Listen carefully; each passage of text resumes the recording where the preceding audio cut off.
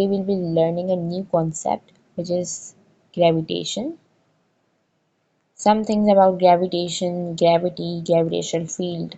You might know or you might have heard what is gravitation, but there might be some things that you didn't know, and some from those things I might delve in. Why a leaf from a tree always falls down, why a ball which you even throw from upward at the end comes downward. Why?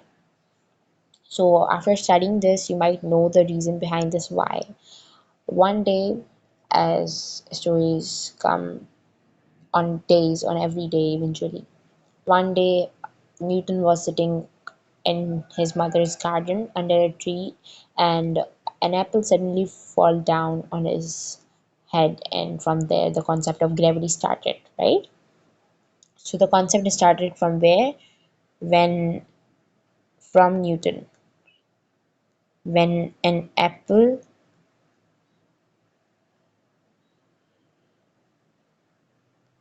fell on his head, right? From there the idea of gravity just started. After that, there was Newton's law of gravitation.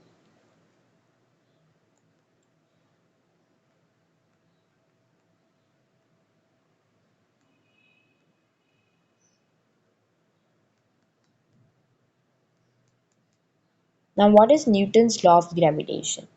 Basically, Newton's law of gravitation says that every body in the universe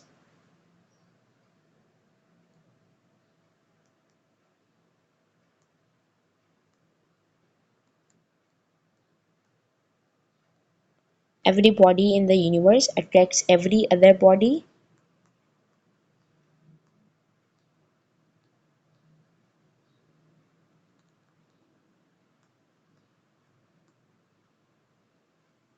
which is directly proportional. This is how you represent the sign of directly proportional, which is directly proportional to what? To the product of their masses.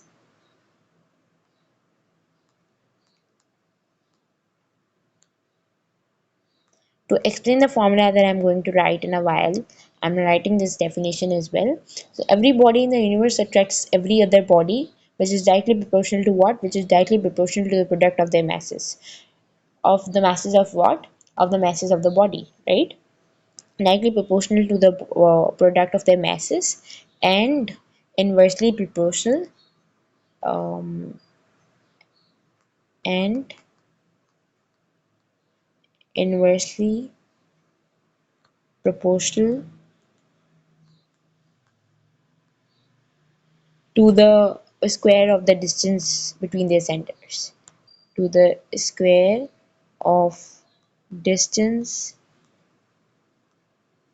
between their centers. Now let's just take example to understand his the Newton's law of gravitation.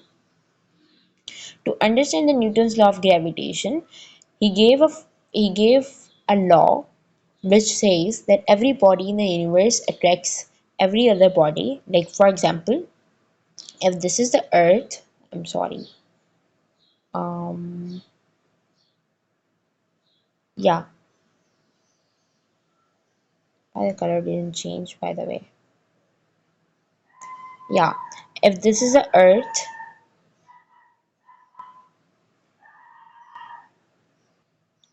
if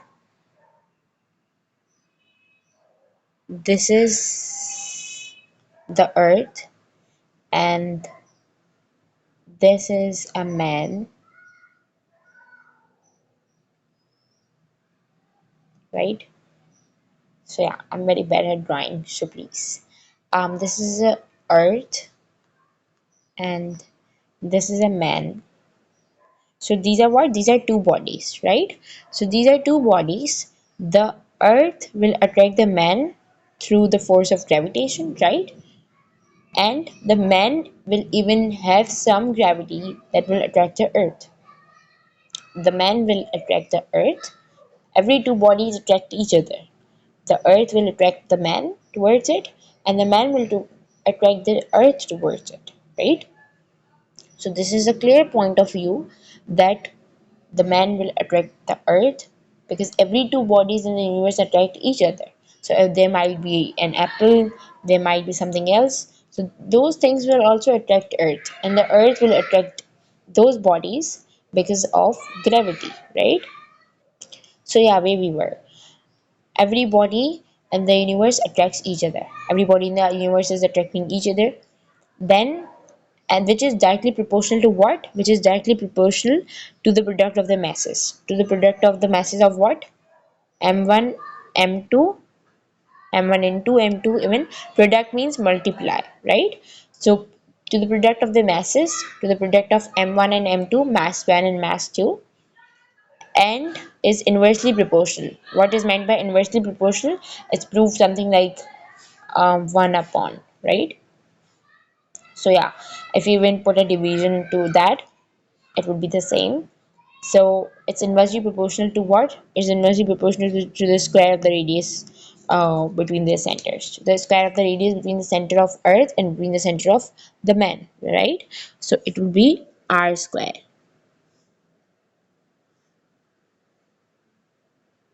Mm, Again, first it was what? It was that it's directly proportional. So which means F is directly proportional to M1, M2, right? And then they said that it's inversely proportional to the radius of oh, the square of the distance between them. So F, according to the statement, force of attraction between two bodies is directly proportional to the product of their masses. So this F shows the force of attraction. It is directly proportional to the product of their masses, m1, m2, and it is inversely proportional. What is inversely proportional? The force of attraction is inversely proportional to r square, right? So when you combine both of these equations, this is equation 1 and this is equation 2. When you combine both of these equations, it will be F is directly proportional to m1, m2, and it is inversely proportional to what? R square, right? Whereas when you remove this proportionality sign, then you write F is equals to G m1 m2 upon r square. So this G is what? This G is constant of proportionality. It is also known as universal gravitational constant. A universal gravitational constant.